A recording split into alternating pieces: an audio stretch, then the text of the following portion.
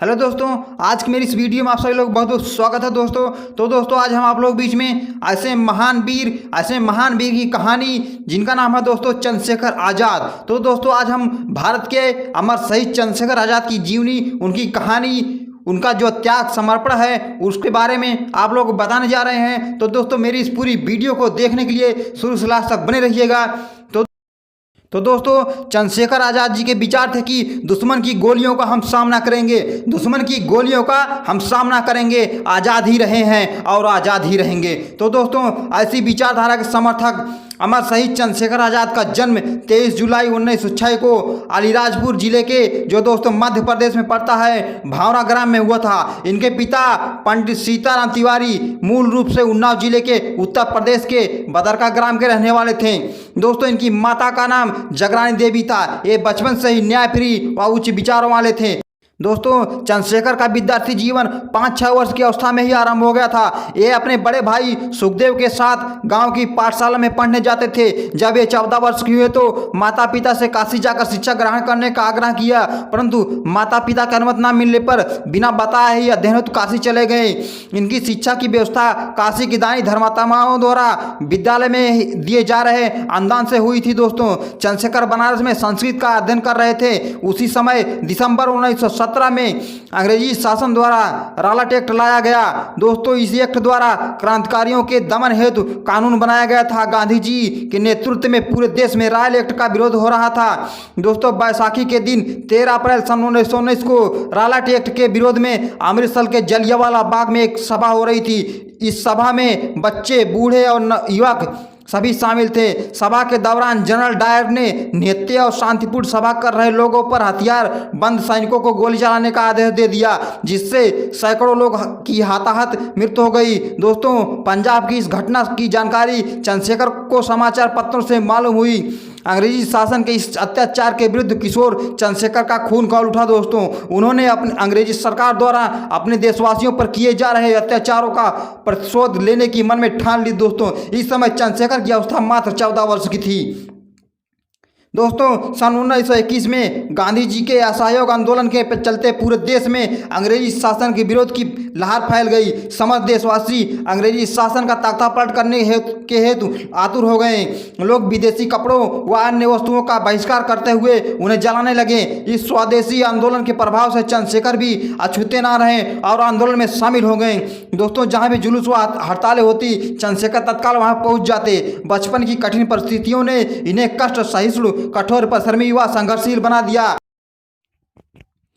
दोस्तों सन 1921 के अंत में ब्रिटेन के युवराज भारत यात्रा पर आए। उनके आगमन का पूरे भारत में विरोध किया गया। इसी क्रम में महात्मा गांधी को गिरफ्तार कर लिया गया। इस घटना के विरोध में बालक चंद्रशेखर ने बनारस के सरकारी विद्यालय पर धरना दिया। इसके बाद एक जुलूस का नेतृत्व किया गया। जुलूस अपनी तीव्र गति से जब उत्साह, उमंग और जय जयकार के साथ आगे बढ़ता जा रहा था तभी पुलिस बल वहां पर आ पहुंचा।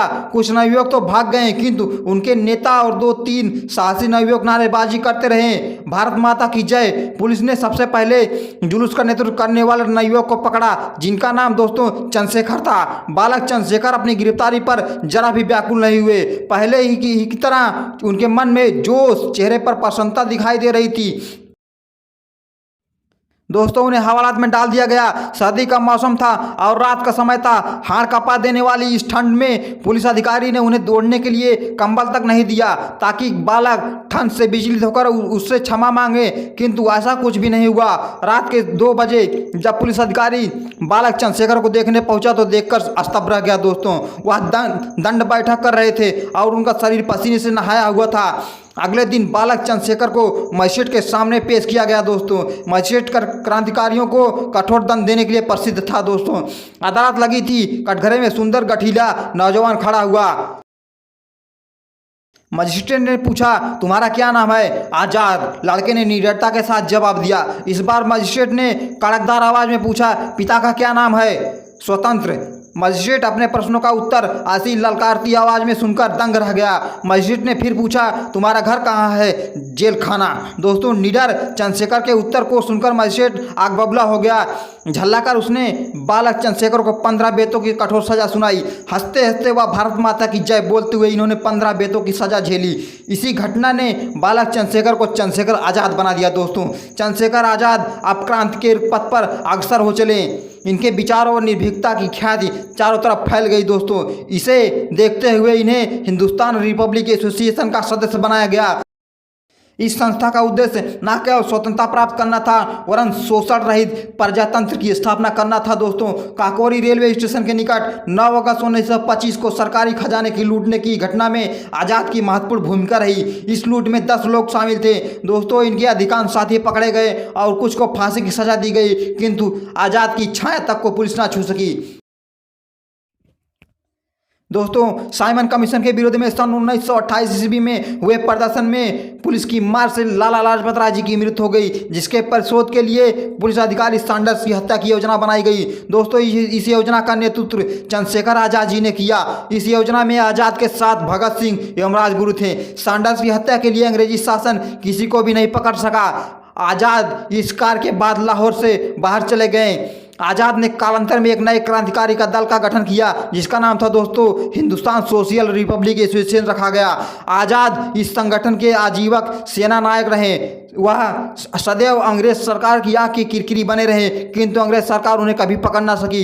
दोस्तों, वह क्रूर शुक्रवार का दिन 27 फरवरी सन 1921 ईस्वी को आया, जब आज़ाद अल्फ्रेड पार्क प्रयागराज में अपने क्रांतिकारी साथियों के साथ मंत्रणा कर रहे थे। दोस्तों, अंग्रेजी शासन को उनके अल्फ्रेड पार्क में उपस्थित होने की सूचना मिल गई। पूरा पार्क पुलिस द्वारा घेर लिया गया। चारों तरफ से गोलियां चल रही थी। दोस्तों, आज़ाद जी ने भी गोली का प्रत्युत्तर दिया। उन्होंने भी गोली चलाई और उन्होंने अपने अन्य साथियों को सुरक्षित बाहर निकाल दिया। और जब स्वयं पुलिस से मोर्चा लेते रहे और जब आज़ाद के पास केवल एक ही गोली बची तो दोस्तों उन्होंने स्वयं की कनपट्टी पर गोली मारकर अपने जीवन को समाप्त कर दिया। दोस्तों, उन्होंने अपनी कनपट्टी पर स्वयं से खुद से गोली मार ली। दोस्तों, चंद्रशेखर आज़ाद ने पहले ही प्रतिज्ञा की थी कि वे कभी जीते जी अंग्रेजी शासन के हाथ नहीं आएंगे। दोस्तों, अंत तक उन्होंने अपनी इस प्रतिज्ञा का पालन किया, अपनी इस प्रतिज्ञा का मान रखा। तो दोस्तों, ऐसे थे महान चंद्रशेखर आज़ाद जी, जो कभी भी अंग्रेजों के चंगुल में नहीं आए और हमेशा आज़ाद थे और आज़ाद ही रहे और आज़ाद ही रहते चले गए। दोस्तों, वे हमारे देश को आज़ादी कराने के लिए बहुत ही महत्वपूर्ण योगदान दिया। दोस्तों, ऐसे थे चंद्रशेखर आज़ाद जी और यह थी चंद्रशेखर आज़ाद की कहानी। तो दोस्तों, यह मेरी वीडियो आप लोगों को अच्छी लगी होगी तो दोस्तों लाइक और सब्सक्राइब अवश्य करिएगा। तो दोस्तों, इसी के साथ मिलते हैं नेक्स्ट वीडियो में नेक्स्ट टॉपिक के साथ। तब तक दोस्तों, जय हिंद, वंदे मातरम।